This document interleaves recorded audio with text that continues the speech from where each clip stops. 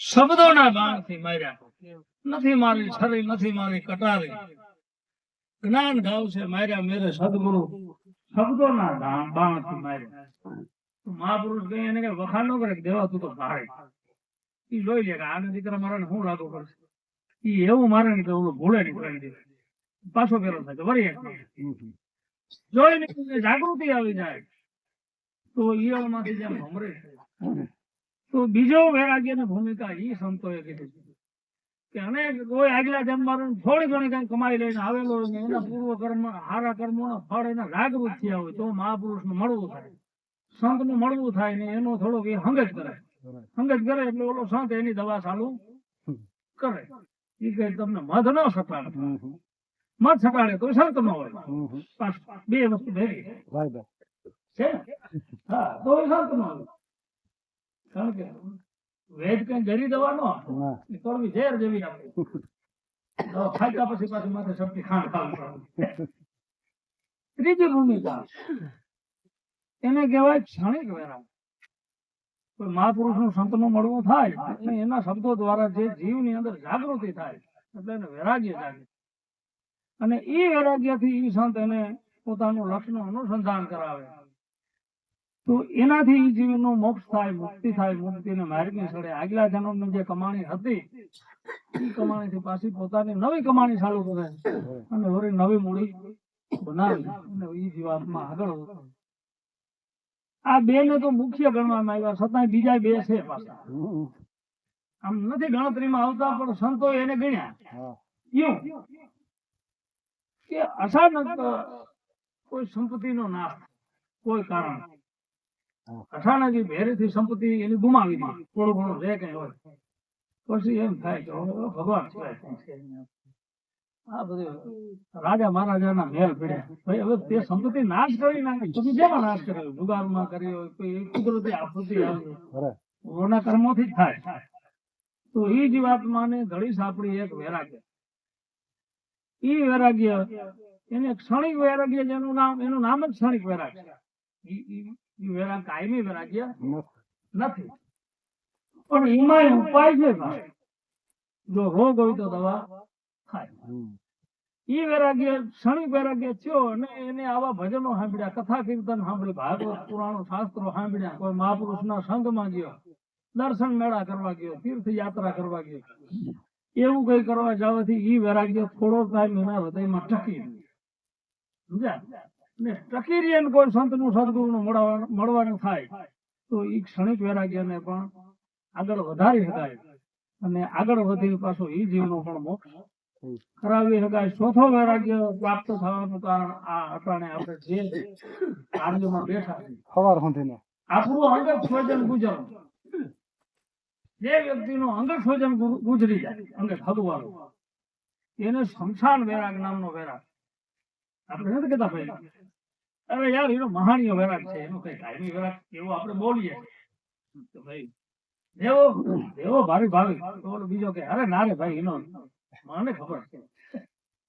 તો એને કેવો વૈરાગ્ય કીધો? શમશાન વૈરાગ.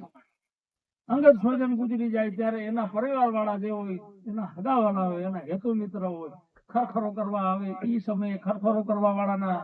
હૃદયમાં થોડીક વાર થાય, કારણ કે એને ઓલું અંગત ગુજરી ગયું એ સાંભળતું હોય, આની હિસાબે ન થતું પોતાના ગુજરી ગયા, એને કહેવાય શમશાન વૈરાગ્ય. તો શમશાન વૈરાગ્ય મહાપુરુષોને સંતોને ખબર છે કે શમશાન વૈરાગ્ય શમશાન માંથી નીકળી જાવ એટલે પૂરો થઈ જાય. ત્યારે આપણે જે દીવો જતા કર્મો કરીએ આપણે મૃત્યુ પાછળ, ત્યાં સુધી હાલ શમશાન ક્રિયા સારું છે, અગ્નિ સંસ્કાર કરી લીધો, પણ પછીનો છે આ 11મું કર્યું, દીવો કર્યો, જે કઈ કર્યું, ત્યાં સુધી એના ઘર પરિવારની અંદર શમશાન માહોલ હોય. તો મહાપુરુષોએ એમ કીધું છે કે શમશાન વૈરાગ્ય પણ સેતો વૈરાગ્ય ને ભલે હાવ પણ ધકડીઓ સમજ્યા. 11 દી સુધી ભલે સારું ન ખાધું હોય, પણ 11 દી હોગ ભાંગીને ભલે માણસો ઘી વાળા લાડવા ખાતા હોય, પણ એવો વૈરાગ્ય છે. પણ એની કિંમત તો કરવી પડે. તો સંતોએ પછી આની માટે મહાપુરુષોએ આયોજન કર્યું કે આ બધાને માણ અવતાર મળ્યો, એને કઈ ખબર કે એક જીવની યાતના તમે વિચાર કરો, એક બળદનું તમે જીવન જો,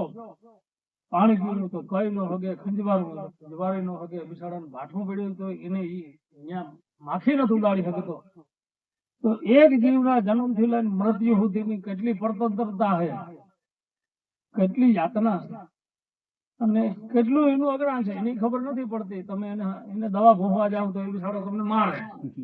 એને થોડી ખબર છે તમે એને સારવાર કરો. તો મનુષ્ય અવતાર છે એ પારખ અવતાર છે, જ્ઞાનનો અવતાર છે, એને સમજણ છે, અને સ્વતંત્રમાં સ્વતંત્ર અવતાર છે. ભલે ગમે એવો હોય, રામ ભલે તો કોઢી ભલો, ભલે સૂતા હોય એના હાડ કે સામ, કોઢિયાનું આપણે કોઢિયાને દેખીને શું થાય? તો સંતોએ તો ન્યા સુધી કીધું કે રામ ભજતો હોય તો કોઢી પણ ભલો, ભલે એના શરીરમાંથી રહી પરુ નીકળતા હોય, સૂતા હોય હાડ ને સામ, કંચન દે શું કામ, જાકે મુખ ની રામ. તો મહાપુરુષોને ખબર છે કે આ બધાને ખબર નથી કે આવો મહાન અવતાર પ્રાપ્ત થયો. આ પ્રાપ્ત થયેલા અવતાર ની અંદર કોકડે વાહે 11 દી રોઈને બેસી નથી રહેવાનું, પાછું તારે વાહે રોવાનું ચાલુ થાય. અને જેથી તું વ્યો જાય જોર છોરાશી ની આંટીમાં આવી ગયો તો 1000 વર્ષ સુધી આનો છેડો આવવાનો નથી. કારણ કે એવા ઘણા જણાવ્યું છે જેના 100 માથે વર્ષ, 84 લાખ અવતાર. 84 લાખ અવતારમાં ભલે ઘણા એવા જીવડા છે કે એક દિવસમાં જેનું આયુષ્ય પૂરું થઈ જાય, પણ 100 વર્ષ નહીં, હજારો જીવડા છે જેના 100 વર્ષ માથેના જેના આયુ. એટલે ધીરે વરાણા અમે વરાણા જોગબંધન ની છે, એને કાપવી મુશ્કેલ ભાઈ છે. આ જોગબંધન ની છે, આ જેલ ની અંદર જો એકવાર આ જીવ ચડી ગયા તો પાછો આ જુગો જુગ એટલે કે જુગ વીતે આનું પૂરું નથી થાય. એટલે મહાપુરુષોએ આવો ધારા હવે શીલા પડ્યા કે ભાઈ તમારા કોઈ સ્વજન ની પાછળ ગરુડ પુરાણ વાંચો, શ્રીમદ ભાગવત મહાપુરાણ, ગીતાજી વાંચો, અને આવા કઠણમાં કઠણ ઠપકા દેનારા સંતોના ભજન ગાઓ, સમજણ આપનારા ભજનો ગાઓ, વૈરાગ્ય તમારા હૃદયમાં જાગૃત કરે એવી વાણીઓ રાખો. અને ઈ જો આ જે શમશાન વૈરાગ્ય જેને જાગૃત છે, જેના પરિવાર વાળા અને બીજા આવનાર, એ શમશાન વૈરાગ્ય જો એક વાર હજારો લાખો એક ની અંદર ગીતાજી ની અંદર કીધું, હે અર્જુન, લાખો કરોડો લોકો મારા તરફ આવવાનો પ્રયાસ કરે છે, પણ એમાંથી એકાદો આવતો. એવા હાલતા થયેલા લાખો કરોડો લોકો હાલવાને માટે પ્રવૃત્ત, સંકલ્પ કરેલામાંથી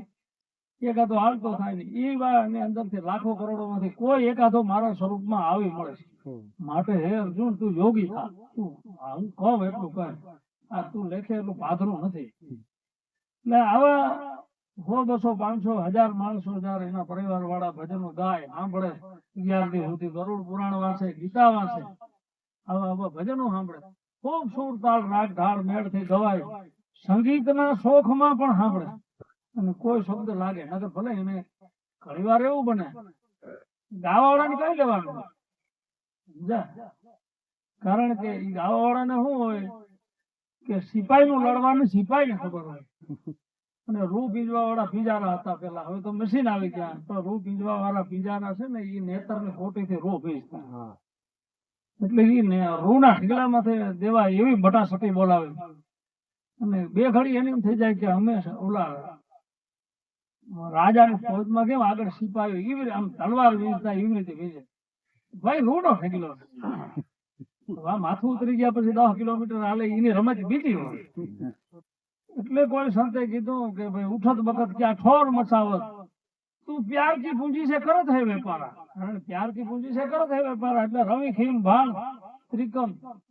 કબીર ગોરક્ષ ડુંગરપુરી મહારાજ, આવા પુરુષોની વાણી છે, તારી થોડીક છે. ઉઠત બખત ક્યાં ઠોર મચાવત, પ્યાર કી પૂંજી સે કરત હે વેપારા, લડત હે સિપાही ये फूलत है पिंजारा. લડવું કેવું થાય સિપાહી ને ખબર છે. જા સારી કોરથી શીરા પડી ગયા હોય, હાથ ને ઠેકાણે હાથ નો રહ્યો, પગ ને ઠેકાણે પગ નો રહ્યો, અને સુવાસા પૂરા થઈ જાય ત્યાં સુધી લડે. અને કોઈ પુરુષોના શરીરની અંદર એવું પણ જણું આવે જાય કે 10 કિલોમીટર સુધી માથું ઉતરી ગયા પછી લડ્યા. છે ને બખરલાલ નો દાખલો આપણે છેટું ક્યાંય નથી હાલ 50 કિલોમીટર 30-35 કિલોમીટર અંદાજે છે ને અહીંયા વૈદ્ય કુટી નું અહીંયા માથું ઉતરી ગયું ધડ ક્યાં પડ્યા એવું નથી કે આપણે વાછડા જવાનું આ રહ્યું અહીંયા 35 કિલોમીટર છેટું ને પ્રેક્ટિકલ પણ ઉઠત વખત ક્યાં ઠોર મચાવો પ્યારથી પૂંજી છે કરત હે વેપારા લડત હે સિપાઈ ફૂલત હે પિંજારા પિંજારા જ્યાં રૂ ને ઢેગલા માથે નેતર ને હોટી ને ભટાસટી બોલાવતો હોય તો બે ઘડી એના અંતકરણ માં એવું થઈ જાય કે આ તરવારું આમ ચાલતું ભાઈ એ તરવારું એમ ન આમ કેટલા બધા ગાયકો આ દેવાજી તો મહાપુરુષોની વાણીનો શબ્દનો જયારે પ્રયોગ કરતો એને એમ થઈ જાય કે હું કબીર સાહેબ થઈ ગયો હું રવિ સાહેબ થઈ ગયો હું મોરા અરે ભાઈ એ મૂડી ખોક ને તું એવી રીતે એને ગા કે તને સમજાય તો હજી કદાચ કામ લાગે તો તું તો એ રીતે ગાતો હોય કે હું મોરા સાહેબ થઈ ગયો હું કોક ને જડ કહી દઉં બીજાનું કલ્યાણ કરવાનું ઓલા લેવું કેવા હવે કે કોક ગાય શીખે સાંભળે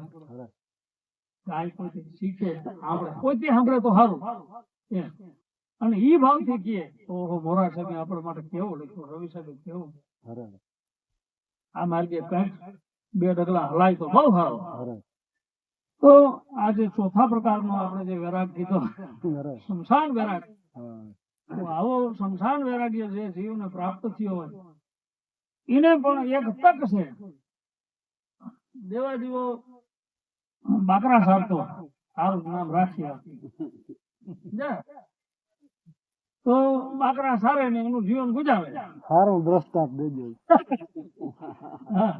અરે તો બાકરા સારે ને એનું જીવન રોળ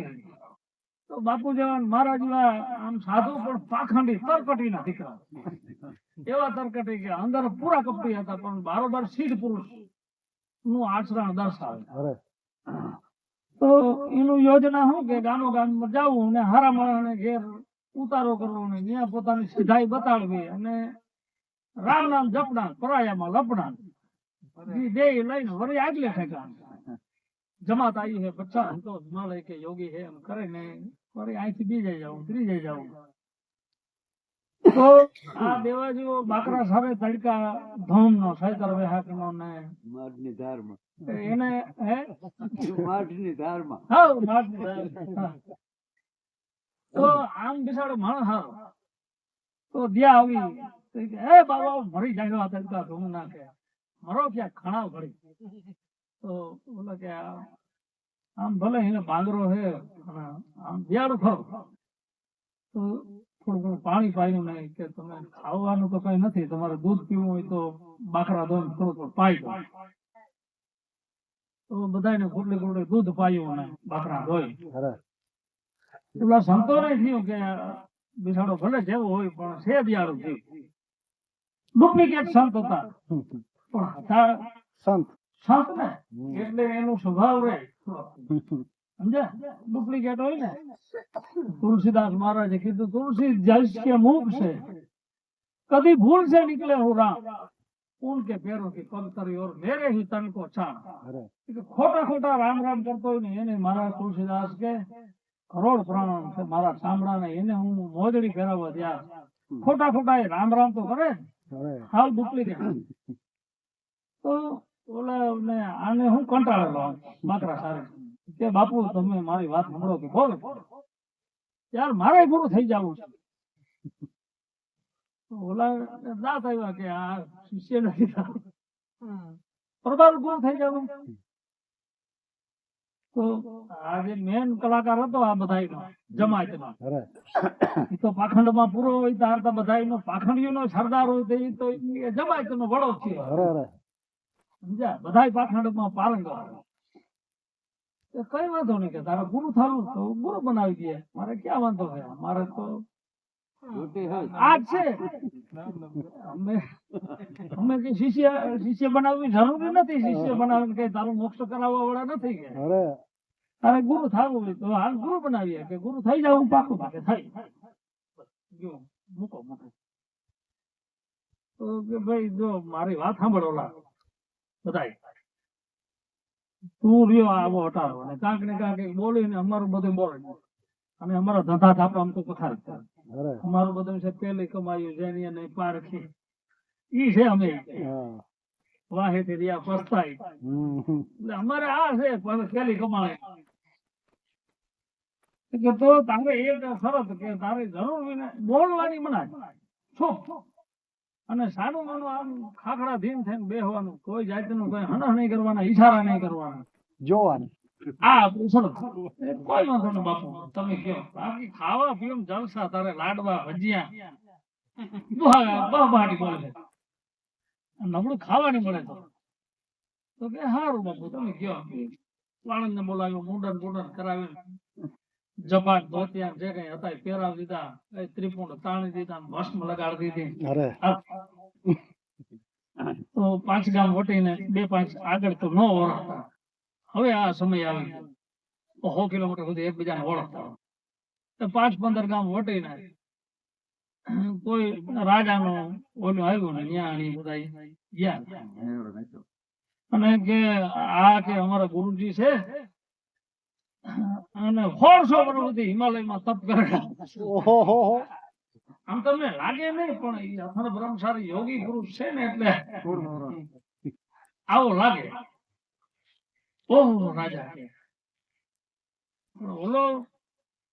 રાજા એ કુદરતી કોકે કીધેલું કે કાળું બકરું આવી રીતે હોય કાળા બકરાને તમારે રાખવું મેલ ઈ કોક આગળ જ્યોતિષ કહી ગયો તો બકરું એક એની મેલમાં રાખ્યું ને રાજાને તે કે બાંધવાનું છે છૂટો રખડે આખા મેલમાં જ્યાં મન પડે તો આને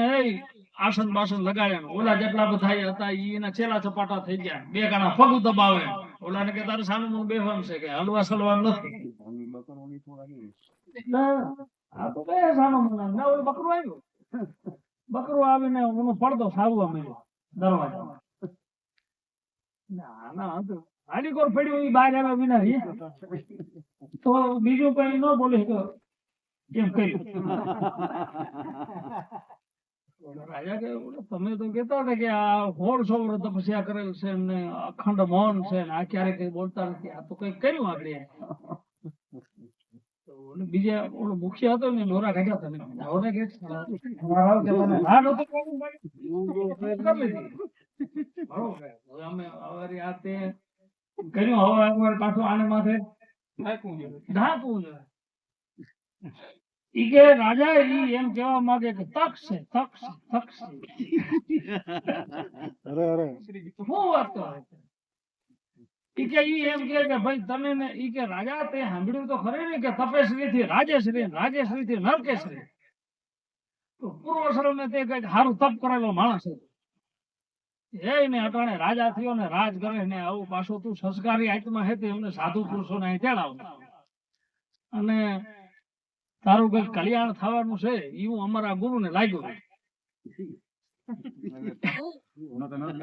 અને જો તું આમાંથી નહીં કર તો તપેશ્રી થી રાજેશ્રી